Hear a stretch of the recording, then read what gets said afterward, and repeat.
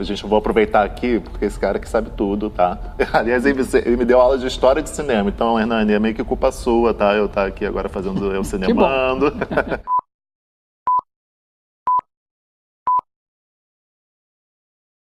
E aí, pessoal, tudo bom? Sejam bem-vindos aqui ao Eu Cinemando. Hoje eu estou num lugar um pouquinho diferente, né? Não estou na São Bartolomeu, não estou em casa. Eu estou aqui na Cinemateca do MAN com o Hernani Haefner, que é o conservador-chefe da Cinemateca do MAN. E a gente vai conversar hoje sobre uma das minhas divas maravilhosas que eu mais amo na história do cinema, que é a Aida Lupino.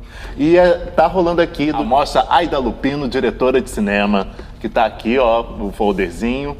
Com ela capa. Linda, né? Tipo, eu lembro quando eu descobri a Aida, eu tinha visto algumas coisas dela solta, assim, como atriz, né? E aí depois eu descobri que ela era diretora e eu fiquei encantado, assim, com o trabalho dela, né? Uma mulher que foi realmente à frente do seu tempo, né? Ela bateu de frente com o estúdio por melhores papéis. Mas o que fez vocês decidirem trazer essa amostra sobre ela e escolherem esses filmes aqui que tem temas bem, né, interessantes, fortes, né? Olha, o trabalho dela hoje ele é muito reconhecido, muito elogiado, muito discutido, debatido. De um lado porque ela é uma pioneira de um cinema feminino, um cinema de mulher. Por outro lado porque ela, quando resolveu se tornar diretora de cinema, ela desenvolveu um conjunto de abordagens que naquela época, virada dos anos 40 para os anos 50 do século passado, eram abordagens muito, digamos assim, inusitadas, muito incomuns, até mesmo radicais, no sentido de que não eram temas, pautas, agendas comuns da sociedade estadunidense, nem de uma maneira geral no mundo inteiro. Tratar das questões afetas à mulher, como a gravidez indesejada ou fora do casamento, a violência sexual, o abuso, o fato de que você precisa sempre se amparar na figura masculina para fazer a ascensão social, a independência, digamos assim, como indivíduo, como profissional, e até mesmo, enfim, uma abordagem das questões masculinas num tempo de mudança das relações de gênero, fez com que ela, na verdade, enfrentasse ali um território praticamente virgem dentro do cinema. Eram temas que já começavam a ser trabalhados pela literatura, mas dentro do cinema e, sobretudo, de um cinema mais de mercado, aquilo era muito raro, para não dizer ausente. Proibido até, né, por causa do Código Reis. Eventualmente algumas coisas sim, outras não. Sobretudo porque a ambiência fílmica dela é o melodrama de um lado e o filme noir do outro. Inclusive se diz que ela é uma esteta do melô noir. E isso significa que naquele momento ela estava inaugurando, digamos assim, uma discussão, um conjunto de discussões que se tornaria uma pauta corrente e viria aqui já no século XXI a se tornar uma das bandeiras de luta, digamos assim, da figura feminina em meio à sociedade contemporânea. Nesse sentido, tem tudo a ver você trazer essa pioneira para os dias de hoje, mas ao mesmo tempo, eu acho que a Aida Lupino se singulariza dentro desse debate, porque ela não só traz à tona as questões, traz à tona as situações, mas procura compreender como é que isso funciona em meio à sociedade, uma sociedade patriarcal, uma sociedade masculina, uma sociedade que, inclusive, não pode esquecer de todo a figura do macho, e ela tenta repensar justamente como é que esse papel do homem nesse novo arranjo, nesse novo contexto, quais são os desafios para ele também. Se os desafios para a mulher são, sobretudo, se impor como figura social, dizer não a uma série de opressões, existe também um conjunto de desafios para a figura masculina, que é no sentido de ele se reposicionar, se recolocar, repensar seu papel e sua posição dentro da sociedade e compreender aí, inclusive, os limites postos para a sua própria atuação dentro desse contexto. Limites que, eventualmente, ela, inclusive, vai romper. Ela foi uma atriz, assim, que eu aprendi a admirar, assim, porque a gente acaba não chegando pra gente filmes clássicos assim em que ela estrelou, né? Ela brincava inclusive disso, que ela era a Bette Davis do Homem Pobre, porque ela sempre teve um certo ressentimento, né, de nunca ter conseguido pegar papéis em produções grandes e tal. E eu sinto que ela realmente não foi muito reconhecida, né, no que diz respeito a prêmios, não só como atriz, mas também como diretora. Você acha que isso tem a ver um pouco aí com a Hollywood dando meio que um chega pra lá nela intencional, assim, por ela ter sido tão à frente no tempo dela, tão, né, pioneira? Bom, aí é preciso compreender o contexto em que ela trabalha, assim. A Ida Lupino é inglesa de nascimento, embora depois ela tivesse se naturalizado estadunidense. Ela vem de uma família de artistas que, sei lá, tem séculos de tradição, de carreira, tradição, enfim. Praticamente toda a família Lupino, desde a Idade Média, trabalha com arte, trabalha sobretudo com arte de palco. E ela foi, digamos assim, formada nessa tradição familiar. Ela recebeu já na infância as primeiras lições ali de como atuar, como fazer o trabalho de palco, etc. E o que ela sempre declarou é que num primeiro momento ela não queria ser atriz, ela queria ser escritora. Tanto que muitos dos filmes que ela dirigiu ou produziu, ela escreveu o roteiro. Então ela tinha um enorme interesse pela literatura e ela queria fazer a faculdade de letras, mas o pai acabou obrigando ela a fazer a Academia Real de Arte Dramática inglesa.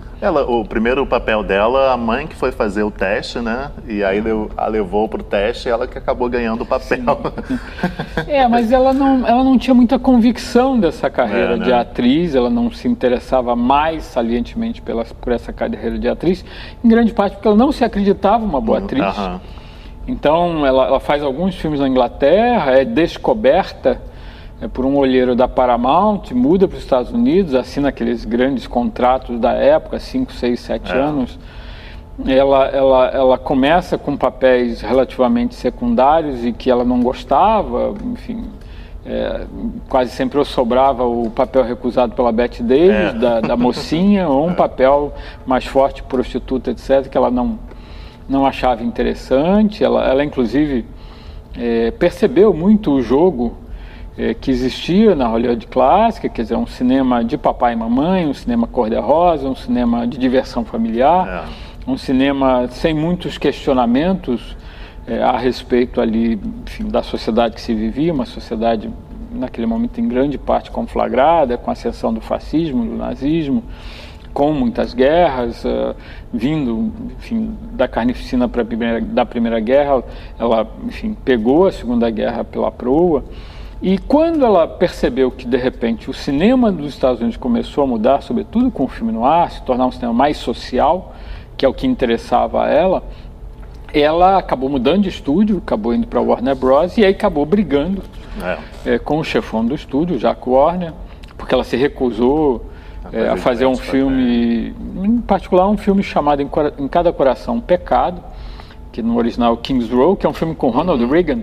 E ganhou o Oscar, né? Foi super aclamado, mas ela se recusou, ela não queria fazer um melodrama familiar trivial, apesar do filme ser um filme bem feito e tal, etc. E aí ela foi suspensa do estúdio. E aí não dá para adivinhar, né, se o filme vai ficar bom ou não, né? Quando você lê o roteiro, você vê assim, não vou. Mais um filme daquele, tipo. Pareceu a ela que era mais um papel bobo, um papel sem grandes consequências dramáticas, um papel em que ela não poderia crescer como atriz. E foi isso que levou ela a ter um tempo livre e aí se interessar por direção, roteiro, montagem, etc. E poder acompanhar duas coisas que eu acho muito importantes. Primeiro, a Segunda Guerra Mundial. Então, o cinema dela sai de uma imagem que é quando ela reconhece a volta do soldado do front de batalha e vê que ele é um sujeito traumatizado. Tá? Então, que a violência de qualquer natureza, seja contra a mulher, seja contra o homem, deixa marcas profundas, deixa traumas profundos, e se a violência às vezes dura 1 minuto, 1 segundo, o trauma dura para o resto da vida. Então, é como conviver com esse trauma e como tentar superar esse trauma. Então, eu acho que ela tira dessa imagem, de um lado, digamos assim, toda a essência do cinema dela, e do outro lado, o contato com o filme noir, o contato com o filme esteticamente mais arrojado, socialmente mais engajado, e que também, de alguma maneira, refletia esse clima de pessimismo vindo dos horrores da Segunda Guerra Mundial, leva ela a propor uma companhia independente, que é a Filmmakers, a conseguir ter sucesso nessa companhia independente, porque o início da carreira dela como produtora coincide com o fim da Hollywood clássica, com o fim da verticalização, digamos, da economia cinematográfica dos Estados Unidos, do Star System, etc.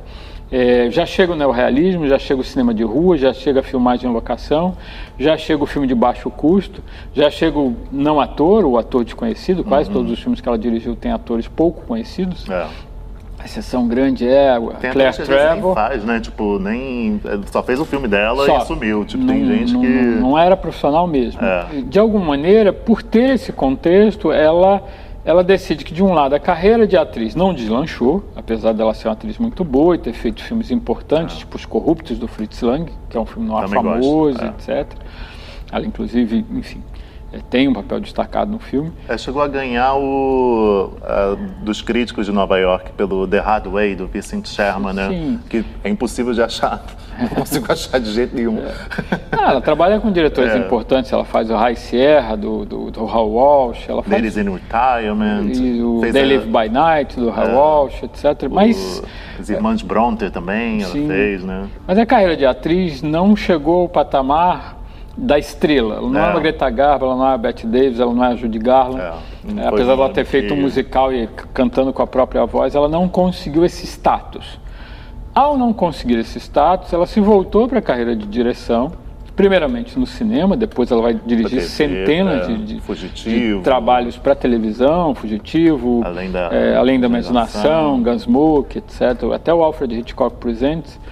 Mas ali, naquele momento, entre 49 e 55, ela vai fazer o conjunto de filmes que a celebrizou e ela vai, sobretudo, se interessar pelo exame mesmo desse universo social, dessa violência, às vezes direta, às vezes indireta, e desses paradoxos de você estar num momento de transição, de mudança, e ter velhos valores conservadores que você precisa, de alguma maneira, atacar de frente e eventualmente mudar.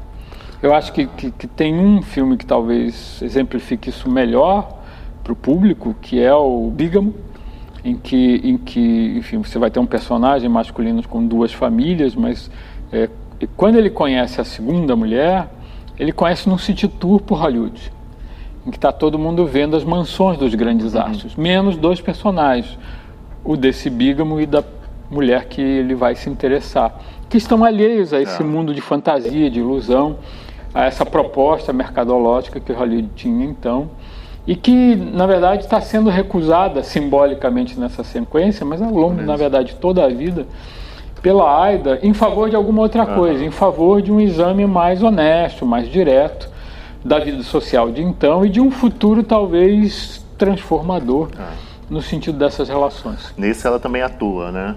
No Bígamo. Ela faz Joan Fontaine, ela e de alguma maneira o filme reflete uma situação pessoal dela, né? Porque ela era casada com o sócio dela na Filmmakers, né?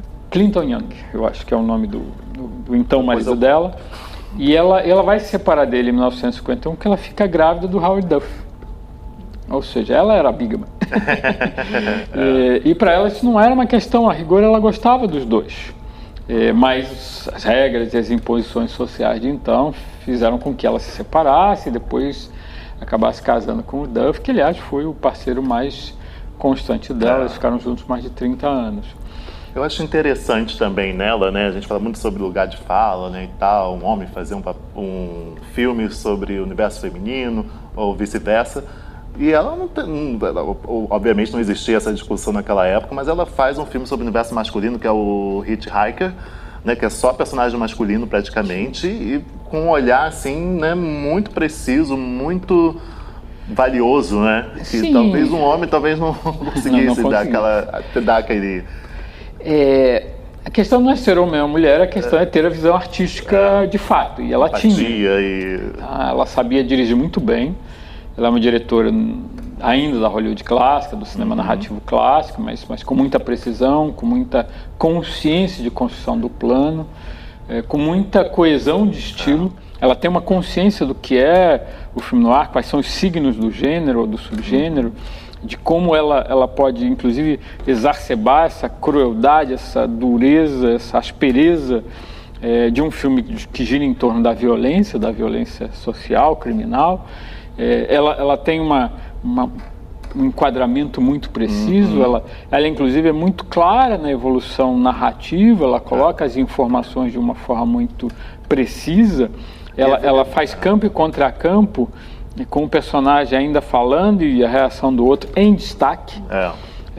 Então, nesse sentido, ela é uma diretora muito capaz, à altura, inclusive, dos grandes nomes do gênero. Não é à toa que ela faz muitas cenas num filme famoso, que é um On Dangerous Ground, de um dos ícones do gênero, que é o Nicholas Ray, e quando ele ficou doente, ela assumiu a posição dele tranquilamente, e você não nota do filme uma diferença de estilo mais significativa. Ou seja, ela inclusive conhece bem o estilo dos colegas. O Hitchhiker, eu revisitei ele recentemente, que eu já tinha visto há muito tempo e tinha adorado, né? E eu fiquei assim, impressionado, assim, como que a verossimilhança é respeitada. Você vê, realmente não tinha o que eles fazer, não tinha o que fazer, sabe, para fugir daquele cara. Pô, ele dorme com o olho aberto, né? Que já tem. E é baseado em fatos reais, sim, né? sim. Tipo, e o cara realmente dormia com o olho aberto. Exatamente. Você fica assim, pô, esse pessoal ficou uma semana, não sei quanto tempo, né, andando e ninguém conseguiu dar um soco, né, ou dar uma rasteira. Não dava, não tinha como sair dali. O que é mais impressionante no filme é o fato de que você está muito acostumado já a essa altura, o filme é de 53, com rostos duros, pesados, fortes, como Humphrey Bogart, como o Edmund O'Brien, como o Edward G. Robinson, como o Robert Ryan, etc. Mas ela consegue encontrar atores que, de fato, são rostos desconhecidos e, portanto, muito mais críveis, no sentido desse sujeito à margem, desse sujeito violento, desse sujeito que é impiedoso, desse sujeito que de fato tem o rosto crispado. Tá? Então, é um dos filmes no ar mais inusitados que se conhece, e talvez um dos grandes pontos altos do subgênero, justamente porque ela consegue dar uma credibilidade para além daquela dimensão do astro hollywoodiano que eventualmente está deslocado ali. Poderia até ofuscar a intenção ali do filme, né? Sim. Então, eventualmente com um rosto famoso você acabava transformando ele em meio herói. No caso do filme dela, não há heróis de fato. Você falou do Robert Ryan, ela foi um grande parceiro dela de cena, né? Tipo, eles fizeram, tem um filme, aquele Beware, My Lovely, que eu adoro. Me lembra até um pouco o Hitchhiker, porque é crível também. Ela não tem como fugir, o cara é doido, tá na casa dela, ela não tem pra onde fugir. E foi ali que eu me apaixonei por ela, que eu vi, assim, ela podia ser melodramática, poderia ser, né? Não, ela precisamente, assim, uma atriz realmente, né, fina ali, né, tipo, ela tinha capacidade interpretativa, ela tinha versatilidade, ela tinha composição de personagem, que não é uma coisa tão comum assim em Hollywood. E, ao mesmo tempo, ela às vezes oscilava para um filme em que ela colocava o rosto dela e colocava umas palavras, porque ela precisava de dinheiro. Lógico, os filmes que ela fazia produções ultra independentes, de ultra baixo custo, e eventualmente nem tinha um resultado comercial tão significativo, então ela precisava atuar, precisava às vezes botar um rosto mais famoso e tal. Eventualmente até a Filmmakers ela faliu, né? Eles tiveram que entrar em falência mesmo, porque eles fizeram, se não me engano, 12 longas-metragens, dos quais 6 ela dirige ou co-dirige, e digamos assim, é muito para um espaço de poucos anos, 5, 6 anos, mas ao mesmo tempo não é suficiente para entrar numa estrutura que é muito fechada, que é muito rígida. Os 7 grandes estúdios dominavam o mercado quase que totalmente, e quando não dominava você tinha que estar aliado a eles para poder entrar no mercado, e não era o caso dela. Pouco antes ela já tinha começado a trabalhar como atriz de forma independente também, né? Sim. E aí ela, acho que também isso deu uma coisa nela, tipo, eu posso fazer também filme, né? Que a gente consegue ter contato. É uma experiência que ela tem, como vários outros atores, atrizes, diretores têm, que são fugidias, porque esse sistema está aí até hoje, né? A Hollywood tem mais de um século e permanece controlando os mercados até hoje, então mesmo dentro desse sistema é muito difícil para uma figura independente se impor e conseguir um lugar ao sol. Bom, se você associar isso ao contexto em que ela desenvolveu a carreira, é ainda mais difícil ainda. As mulheres tiveram um papel muito grande no início do cinema, né? Porque não se, né, de certa forma não se tinha muito o que se fazer, né, com a mulher. Eu era professora, eu ia casar e tal. Sim, você tem uma equação simples no início do cinema. Quando o cinema se organiza como uma economia, ou seja, como um produto, você se pergunta, bom, quem é que consome esse produto? E a resposta vem muito rápido. Quem vai ao cinema são as mulheres. Porque tem tempo, porque o cinema é uma diversão barata, porque ela precisa fugir ali daquela rotina entediante da casa, do ser esposa, etc. Aquilo que está lá simbolizado sobretudo na Cecília, do Rosa Púrpura do Cairo, do Woody Allen. E do outro lado, se eu vou fazer um produto para mulheres, eu tenho que conhecer minimamente esse cliente. Quem é a figura feminina? E aí, nesse sentido, no início do cinema, muitos filmes, muitas histórias, muitas produções são armadas por profissionais mulheres. Hoje se reconhece, mas durante muito tempo se esqueceu isso, que entre 1915 e 1934, quando o Código Reis se impôs e proibiu que os filmes fossem escritos por mulheres, a maior parte dos roteiros escritos em Hollywood foram feitos por mulheres. E havia diretoras que, mesmo timidamente, mesmo com muita dificuldade, se inseriam dentro desse contexto, e algumas tinham, inclusive, um papel deflagrador enorme. Por exemplo, a francesa Guy Blaché foi levada pelo Charles Pathé para os Estados Unidos para comandar a seção estadunidense da companhia francesa, e ela vai desenvolver uma série enorme de filmes nos Estados Unidos como diretora, e, a rigor, o western começa a se armar ali por 1907, 8, 9, 10, com ela, e nos filmes dela o herói é o índio, não é o branco civilizador. Depois você vai encontrar... Por isso é tão perigoso. Não, tira a mulher daí. Depois, por exemplo, a Dorothy Asner, que inaugura esses melodramas que vão dar com os costados lá na Aida Lupino. Foi uma das poucas que conseguiu trabalhar, né? Tem uma carreira regular e tal, ela começa nos anos 10, vai até os anos 30. Você tem um filme que, de tão escandaloso que era, é assinado por um homem, na verdade um marido da real diretora, que é a Alla Nazimova. Ela fez uma versão para o Salomé em 1923, em plena Hollywood, que é uma versão gay. E declaradamente, escrachadamente gay. Então é um filme ultra radical para aquele momento. Ela não assina, mas de fato ela fez como uma forma, inclusive, de expor um tipo de sociabilidade que já existia na cidade. A cidade se transformou num antro de perdição, porque era uma cidade libertária ali àquela altura.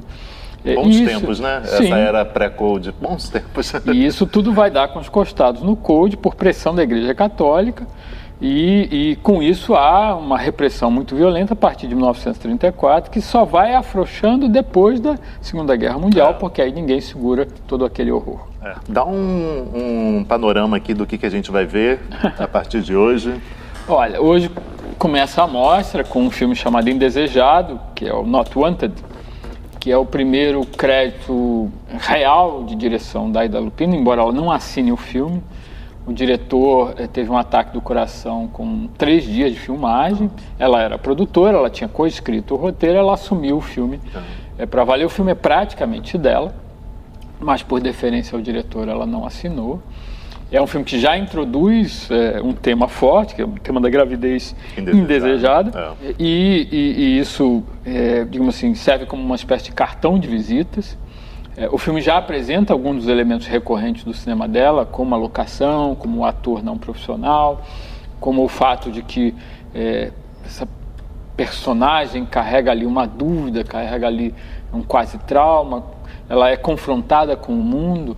É um tema social estrito, ela inclusive nos créditos de abertura ela homenageia os hospitais espalhados pelos Estados Unidos que acolhem essas mulheres, que dão guarida a essas mulheres, que que de alguma maneira dão sustentação a esse momento difícil da vida delas.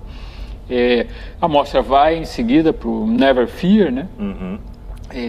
Que é um filme que ela já assina e que de alguma maneira já assenta esses elementos estilísticos, temáticos do cinema dela.